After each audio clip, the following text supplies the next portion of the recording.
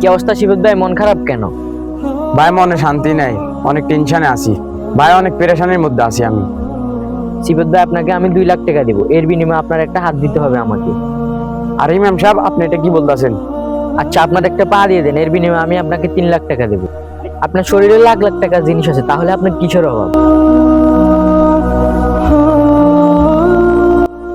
রিবেদ ভাই দাঁড়াও, কোথায় যাচ্ছেন ওইদিকে?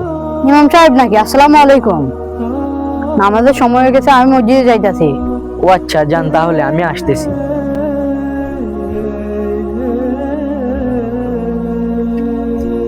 আসসালামু আলাইকুম ইমাম সাহেব। ওয়ালাইকুম আসসালাম। ইমাম সাহেব, আমি নামাজ পড়তে যাচ্ছি, আপনি আসেন।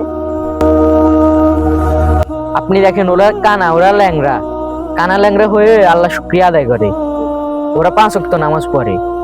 আপনার দুশ্চিন্তার কারণ হলো আপনি আল্লাহ তাআলা শুকরিয়া আদায় করেন না। ভাই, আপনি আল্লাহ তাআলা শুকরিয়া আদায় করেন, 5 ওয়াক্ত নামাজ পড়েন, দেখবেন আপনার দুশ্চিন্তা দূর হয়ে যাবে। তাহলে চলেন ইমাম সাহেব, আমরা একসাথে নামাজ পড়ি। তাহলে চলেন। আমাদের ভিডিওগুলো ভালো লাগলে লাইক এবং সাবস্ক্রাইব করে দিবেন।